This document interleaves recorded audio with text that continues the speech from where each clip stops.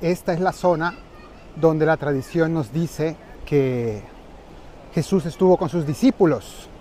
¿Y por qué? Por lo que tenemos aquí delante. Aquí adelante están las fuentes del Banias, que así se llama esta zona. Banias, que viene del dios Pan. Panias sería con P, pero como en estas lenguas semíticas, sobre todo en el árabe, no se puede pronunciar la P, entonces dicen B, Banias. Y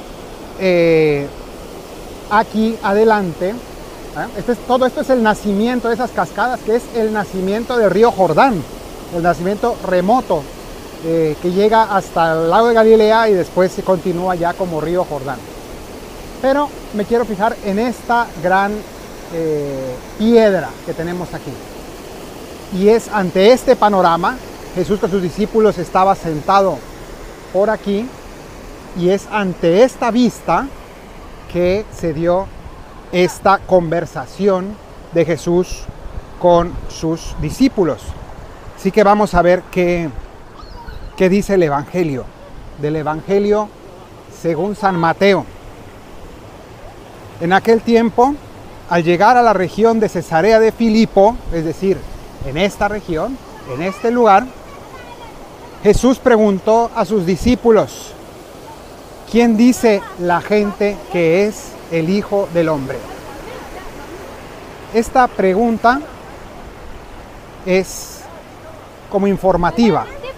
Jesús está preguntándoles a sus discípulos qué opina la gente, de qué habla la opinión pública. Y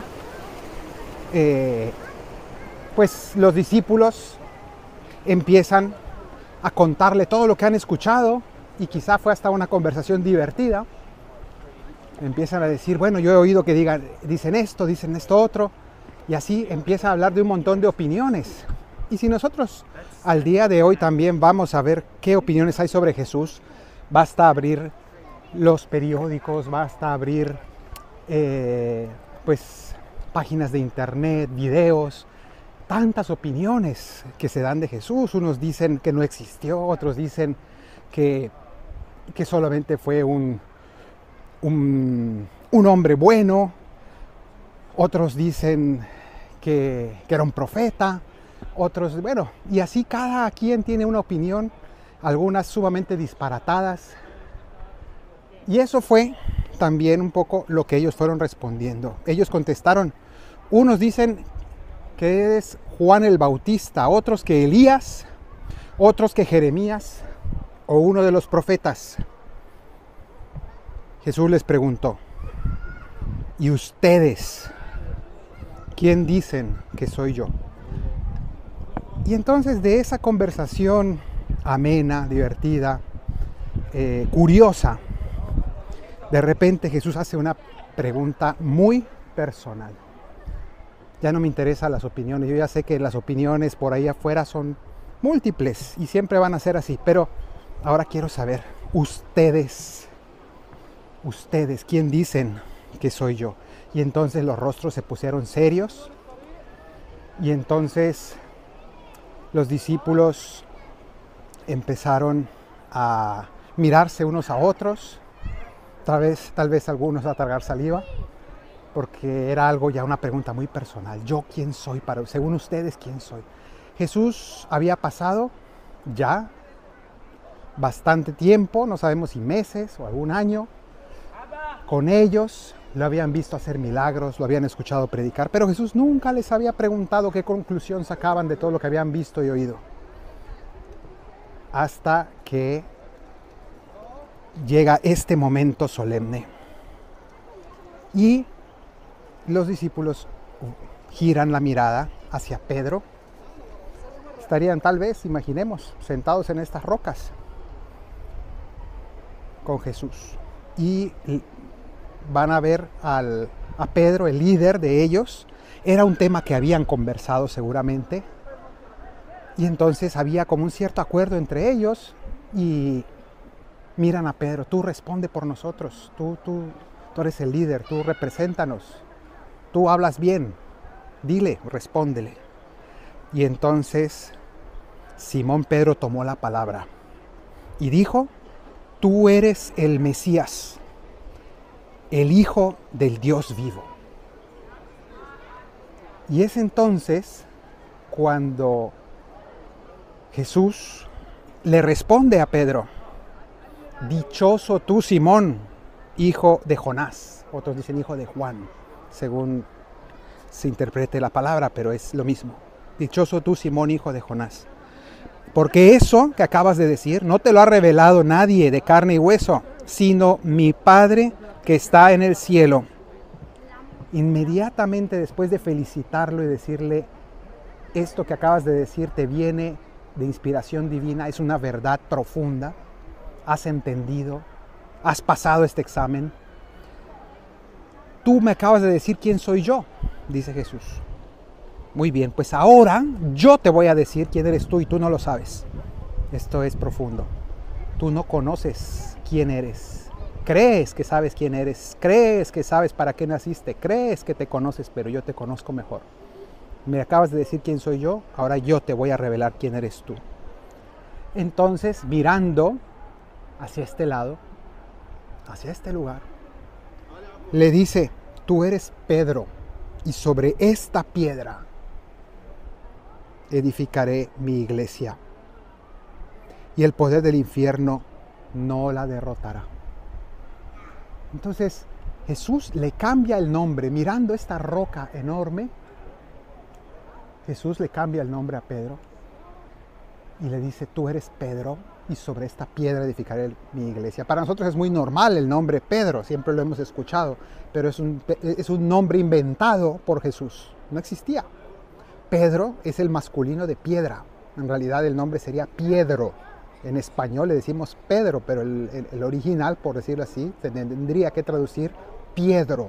Dado que la palabra piedra es femenina, pues Jesús se la pone en nombre masculino. Tú eres Piedro, Kefa es la palabra en arameo. Y entonces le dice: tú eres una piedra, tú eres la roca. ¿Refiriéndose a qué? En primer lugar, refiriéndose a la respuesta que acaba de dar.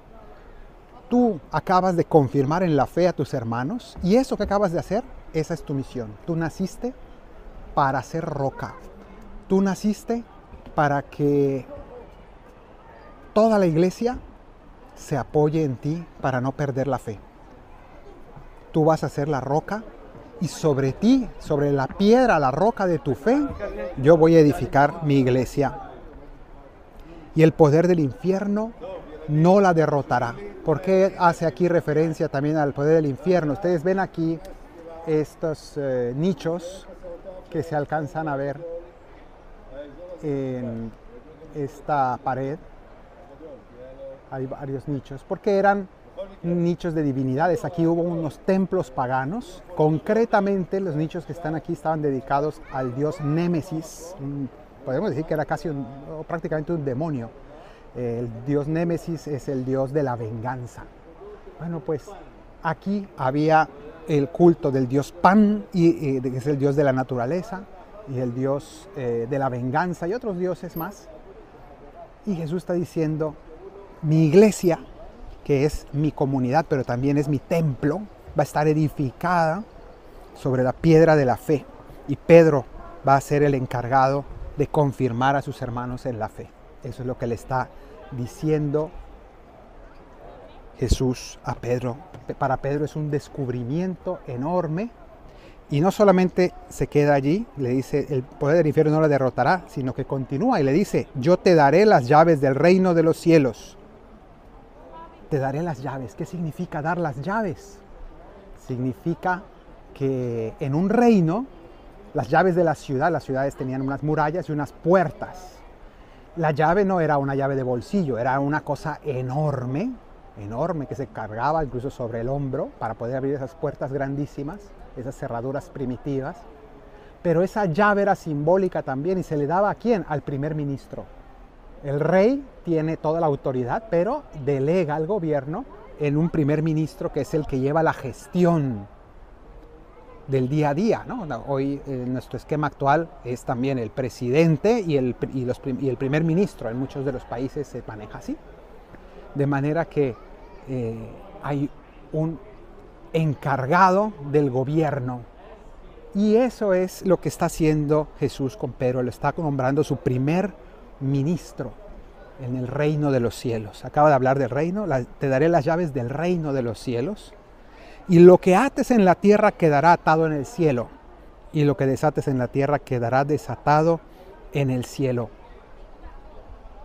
Esto es muy profundo.